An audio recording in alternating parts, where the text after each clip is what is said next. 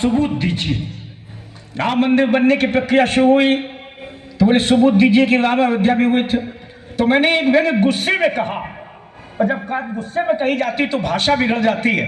हो सकता है इसकी भाषा साहित्य की भाषा ना हो, लेकिन आपको लगे कि इसको इसी भाषा में कहना चाहिए था, तो फिर आप मुझे अपना आशीर्वाद देना।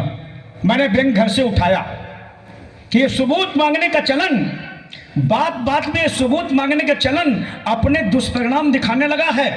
इसका दुष्प्रभाव हमारे घर परिवार तक आने लगा है। उस दिन दफ्तर से लौट के मैं जैसे ही घर आया, बेटे को कंप्यूटर पर कुछ उल्टा सीधा करते पाया तो मैंने उसे हड़काया, ये क्या कर रहे हैं आप? मैंने कहा ये क्या कर रहे हैं आप? मत भूलो तुम नहीं मैं हूं तुम्हारा बाप। मैंने कहा मत भूलो तुम नहीं मैं हूं तुम्हारा बाप। तो बेटा डरने के बजाय मुस्कुराया, फिर खिलखिलाया, बोले अच्छा आप हमारे बाप, तो एक काम कीजिए अपने बाप होने का सबूत दीजिए।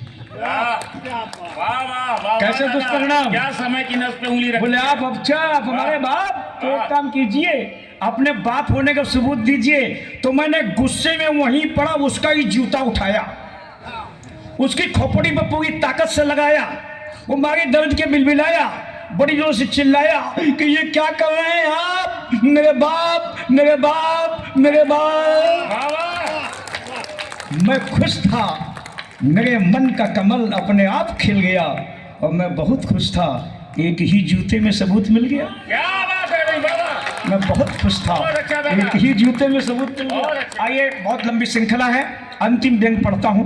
बताया गया दुनिया के 24 देशों में जाने का मौका मिला, कविता पढ़ने का भी मौका मिला, बहुत कुछ सीखने का मौका मिला, और मैंने देखा कि हमारे भारतवंशी दुनिया के तमाम देशों में उसी मान सम्मान और स्वाभिमान के साथ जी रहे हैं जैसे हम लोग अपना जीवन यापन कर रहे हैं।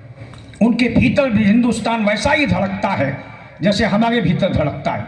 आखिर वो कौन सी मजबूती है, मैं उस मजबूती उस ताकत को आपके सामने एक विशेष कविता के माध्यम से रखना चाहता हूँ। एक बार प्रजातांत्रिक तरीके से ताली बजा के मुझे आदेश कर दीजिए और कविता सुनने के लिए तैयार हो जाए। कि हम नहीं भूले कल कल करती गंगा यमुना का बहना। हम दुनिया के किसी कोने में हो अपनी संस्कृति और संस्कार नहीं भूलते, यही सबसे बड़ी हमारी ताकत है। अभी दीप प्रज्वलन किया गया हुआ है यहाँ, हम वाशिंगटन डीसी में थे, दीप प्रज्वलन किया गया। एक 12-13 साल का लड़का दौड़ के मंच पे आया, जबरदस्ती माइक पकड़ा, बोला मुझे समझ में नहीं आ रहा जब इतने ट्यूबलाइट इतने बल्ब इतना उजाला तो एक दिया जलाने के लिए 25 मिनट क्यों बर्बाद किए गए? नई पीढ़ी है, सवाल आ गया उसके मन में। एक 70 साल के सज्जन ने उसके कंधे पे हाथ रखा और कहा बखुदा तुमने जिस माहौल में अपने आंखें खोली हैं तुम ये सवाल कर सकते हो, लेकिन